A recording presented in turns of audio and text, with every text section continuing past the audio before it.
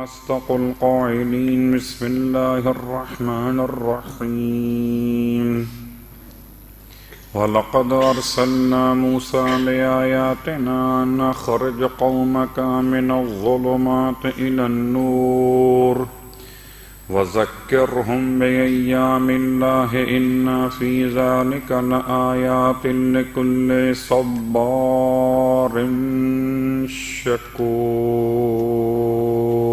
صلوات پڑھیں محمد.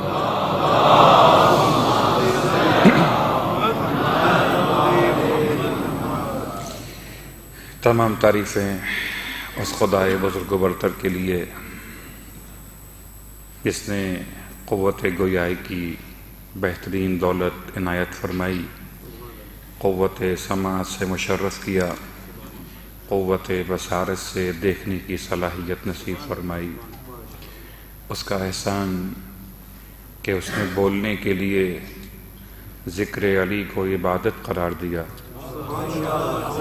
سننے کے لیے فضیلت علی کی سماعت کو عبادت قرار دیا، اور دیکھنے کے لیے نور وجہ علی ابن ابی طالب کی زیارت کو عبادت قرار دیا. الحمدللہ الذی جعلنا من المتمسکین بالقرآن العظیم وجعلنا من المتمسکین بولایت علی ابن ابی طالب علیہ السلام.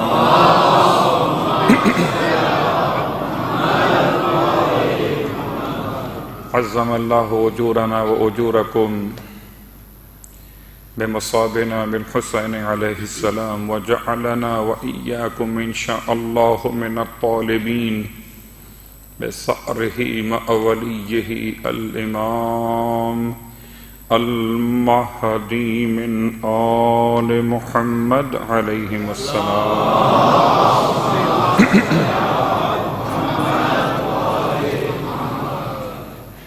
اما بعد، پروردگار کا احسان ہے کہ اس نے محرم کی 18 تاریخ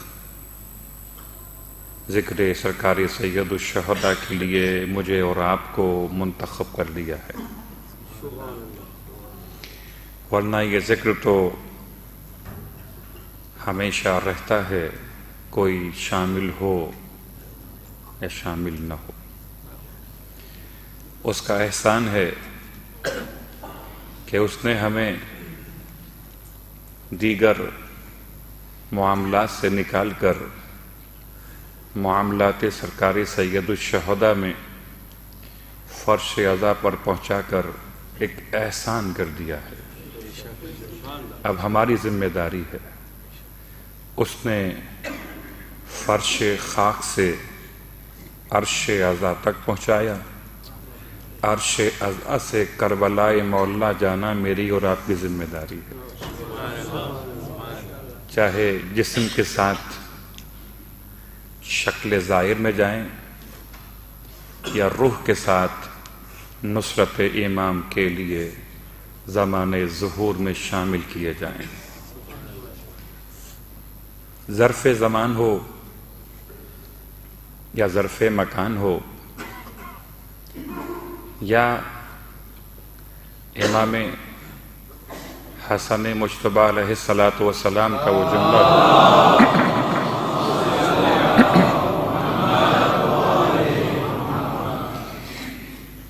تاریخ میں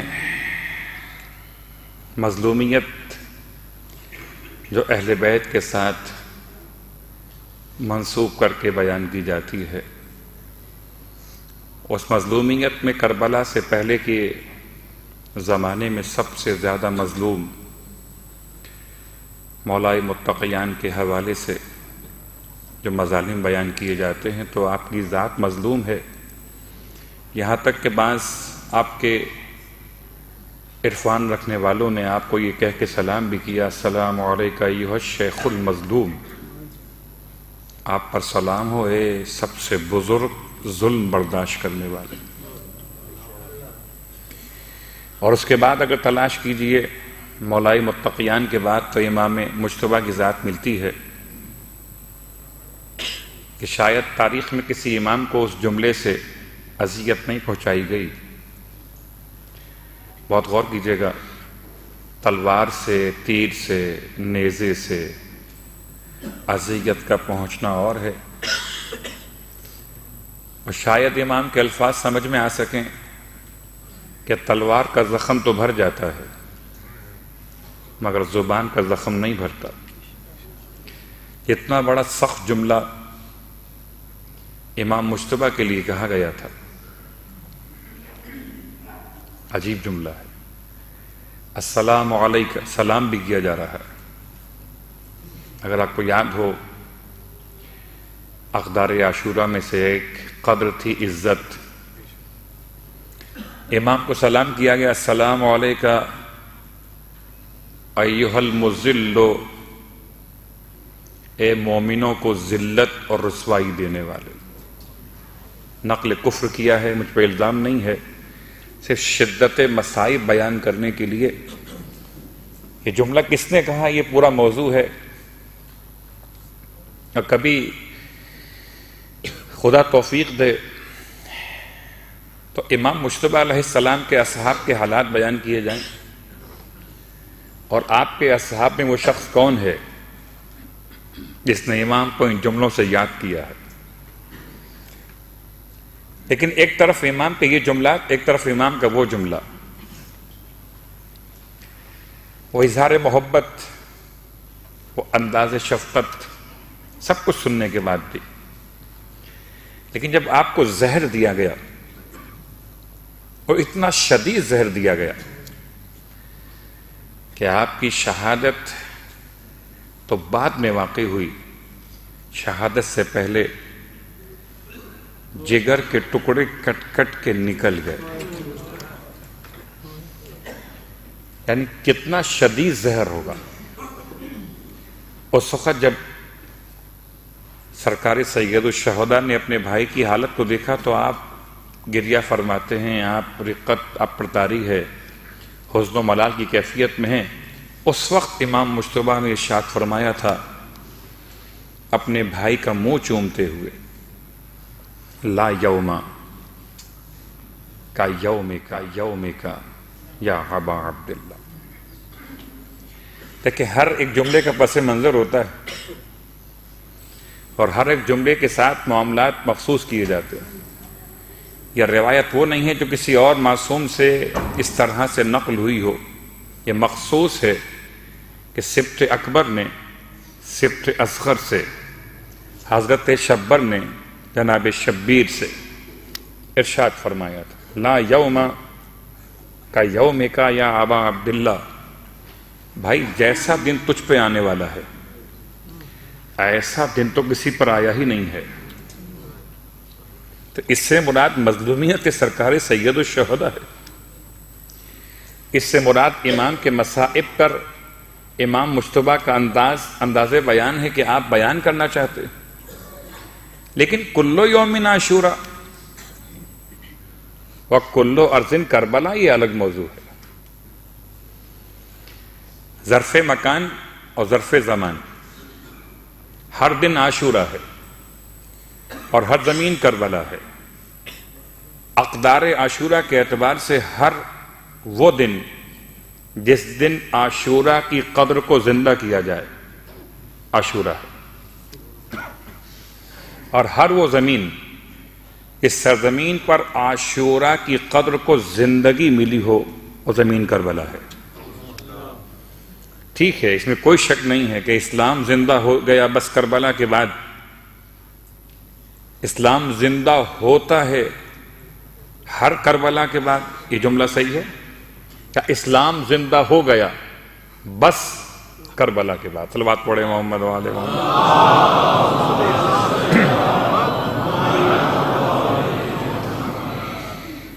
لیکن عزائے سرکار سید الشہداء میں ایک جملہ آپ کی خدمت میں کل کہا تھا، ایک آج، کہ ایک ایسی عبادت ہے جس عبادت میں انسان کی حیثیت نہیں دیکھی جاتی۔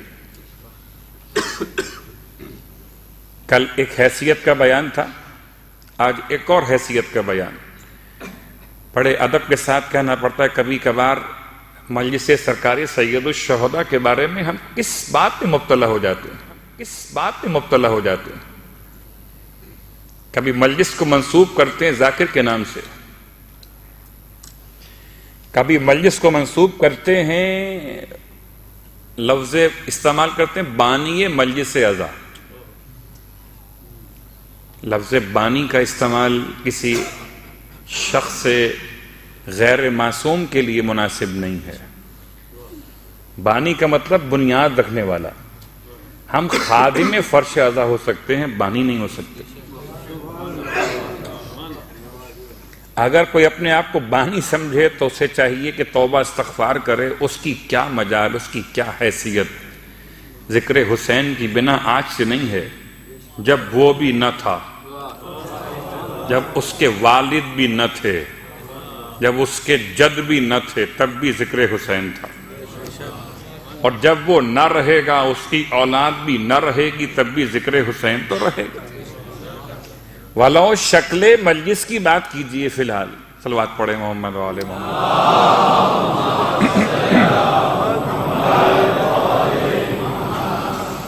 ٹھیک ہے، ایک تعارف ہوتا ہے. خدا بھی کہتا ہے جعلناکم شعوبا وقبائل لتعارفوا. ہم نے تمہیں قرار دیا ہے قبیلوں میں اور گروہوں میں تاکہ تم پہچانے جاؤ. تو اگر یہ مجلس کا نسبت دیا جانا ذاکر سے پہچان کے لیے ہو تو کوئی بات نہیں ہے. اگر مجلس کا نسبت دیا جانا خادم فرش اعضا کے نام سے پہچان کے لیے ہو تو کوئی بات نہیں ہے. اب تیسرا جملہ بہت سخت ہے. اگر مجلس سے اعضا کی پہچان مجلس میں تقسیم کیے گئے تبرک کے نام سے ہو تو آج شب جمعہ ہے غالباً، صحیح یاد ہے مجھے؟ نہیں، شب جمعہ ہے یا نہیں ہے؟ اچھا ہے. تو پھر آپ سے اقرار لینے کا مطلب پتہ کیا ہوتا ہے؟ آپ سے اقرار لینے کا مطلب یہ کہ اب جو بات کہی جائے گی اس میں انکار کی گنجائش نہ پہلے کبھی تھی نہ اب ہوگی. لوگ تو ماشاءاللہ روز پڑھتے ہیں زیارت سرکار سید الشہداء، لیکن مجھ جیسا ڈنڈے دار مومن یا گنڈے دار مومن، کچھ گنڈے پہن کے، کچھ نمازوں میں وقفے کر کے، یا الی آخر اور نام لے لیجیے آپ مجھے، تو کبھی کبھی پڑھ لیتا ہے. لیکن بہت خیال کرتا ہے مجھ جیسا مومن بھی کہ شب جمعہ سرکار سید الشہداء کی زیارت مس نہ ہونے پائے. کربلا نہ صحیح تو جہاں پہ کھڑا ہوں وہیں سے امام کو سلام کر لوں. تو آج شب جمعہ کی مناسبت سے میں نے اور آپ نے، ہم سب نے پڑھ لیا ہے. آپ روز پڑھتے ہیں، میں نے آج پڑھ لیا ہے. صلوات پڑھیں محمد و آل محمد.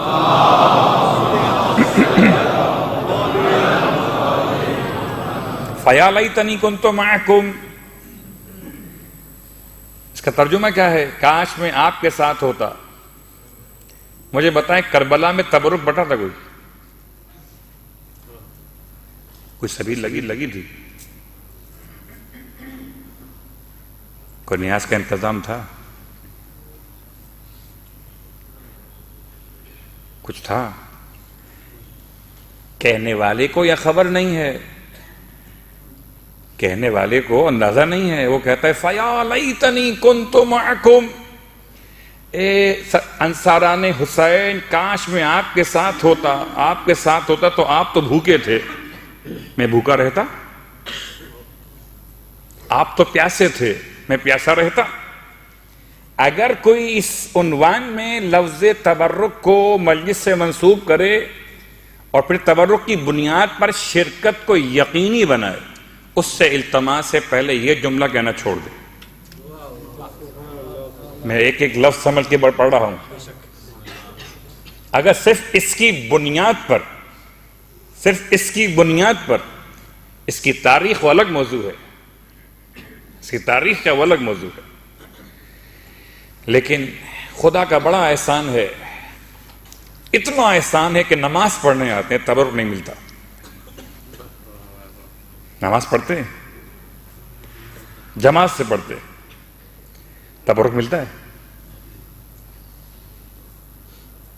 وہ مسئلہ واجبات کا ہے، یہ مسئلہ مستحبات کا ہے۔ مجلس سے اعظام میں آتے ہیں، تبرک ملتا ہے، جی ملتا ہے۔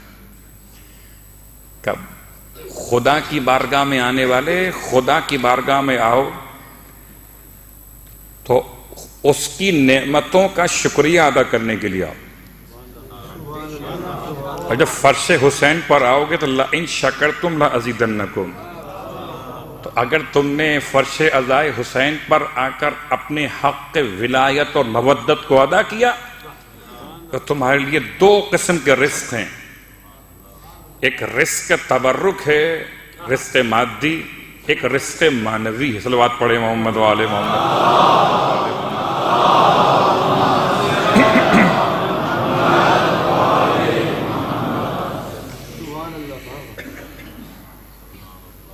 یقیناً عنوانات کے اعتبار سے بہت سخت جملے ہوتے ہیں اس موضوع پر۔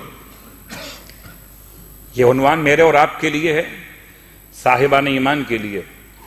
ہماری اور آپ کی شرکت کا مطلب یقیناً ہم میں سے ہر ایک مومن کی خواہش ہے کہ تبرک ہو کہ نہ ہو مگر شرکت ہو۔ تبرک کا لفظ استعمال ہوا برکت والی شے، برکت والی شے۔ میں اگر اشارہ کروں آپ کی خدمت میں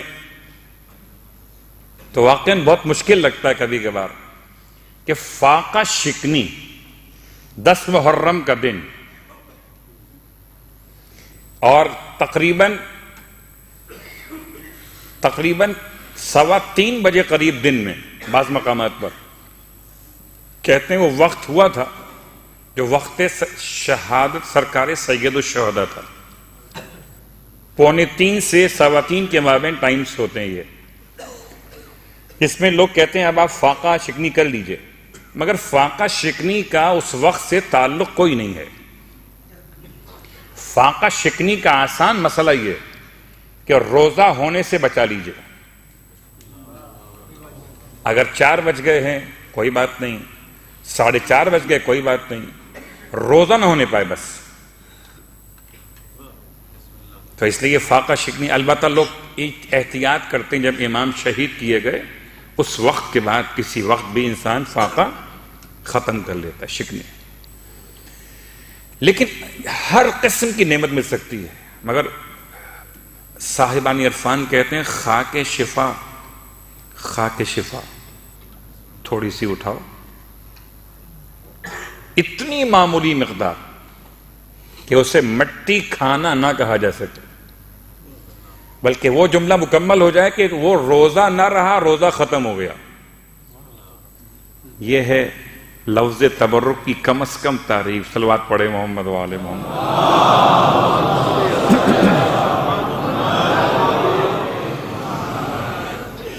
قدریں بدلتی رہیں، کل اور بات تھی، آج اور بات ہے، لیکن بہرحال ایک اچھی خبر کے طور پر ایک سچے خواب کا حوالہ آیت اللہ علی اکبر کوثری کہ جو خطیب رہے آیت اللہ خمینی کے زمانے میں، اور اس عظیم مرجع کے گھر بھی اور تمام باقی علماء کے گھر وہ مجلس پڑھنے کے لیے تشریف لاتے تھے۔ وہ خود بیان کرتے ہیں کہ میں 10 محرم کو مجلس پڑھنے کے لیے ایک گھر میں پہنچا تھا، بڑا مجمع، لوگ بہت جمع تھے، اور جب مجلس تمام ہو 10 محرم کا دن تو چند بچے میرے پاس مل کر آئے اور آ کر مجھ سے کہتے ہیں کہ آغا کوثری آپ بڑوں کی مجلس تو پڑھتے ہیں، آج بچوں کی مجلس پڑھ دیجئے۔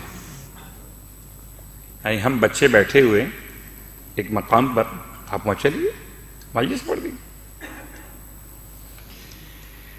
اتنا سخت لفظ ہے کہ منبر پر بیٹھنا بڑا آسان لگتا ہو شاید کسی مومن کے لیے، لیکن وہ آغا کوثری کہتے ہیں میں نے بچوں سے کہا کہ آج 10 محرم ہے، میرے پاس بہت پہلے سے وعدے موجود ہیں اور میں آپ کو ٹائم دے سکتا ہی نہیں ہوں۔ ان بچوں میں ایک چھوٹی بچی بھی ساتھ تھی، وہ اتنی چھوٹی تھی کہ وہ سنا میرا جواب نفی میں رونے لگی۔ کہتے ہیں میرا یہ دیکھ کر دل بھر آیا. میں نے کہا اچھا ٹھیک ہے آپ روئیے نہیں، میں آپ کے ساتھ چلتا ہوں، لیکن میری شرط ہوگی کہ میں مختصر ترین وقت دے سکوں گا آپ کو. کہتے ہیں بچے مجھے لے کر ایک ایسے مقام میں پہنچے گا جہاں کچی زمین پر بیٹھ کر چند بچے مجلس کرنا چاہتے تھے.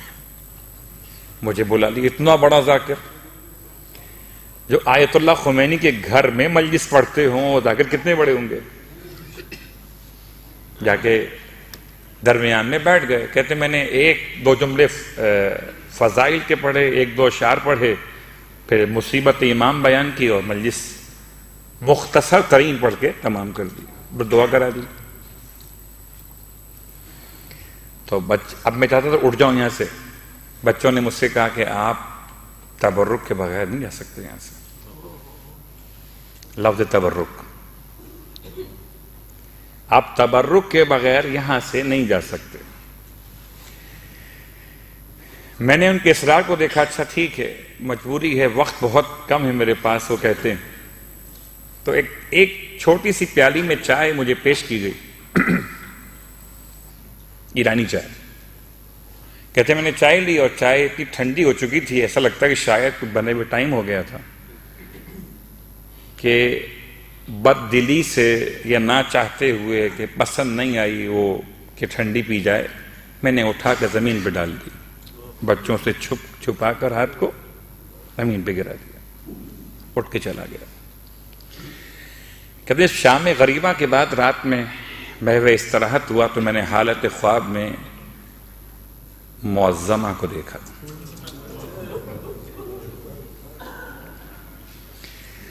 یہ بات یقیناً کہی جا سکتی ہے کہ حالت خواب میں معصوم کی مناسبت سے کوئی اور باطل قوت نہیں آ سکتی.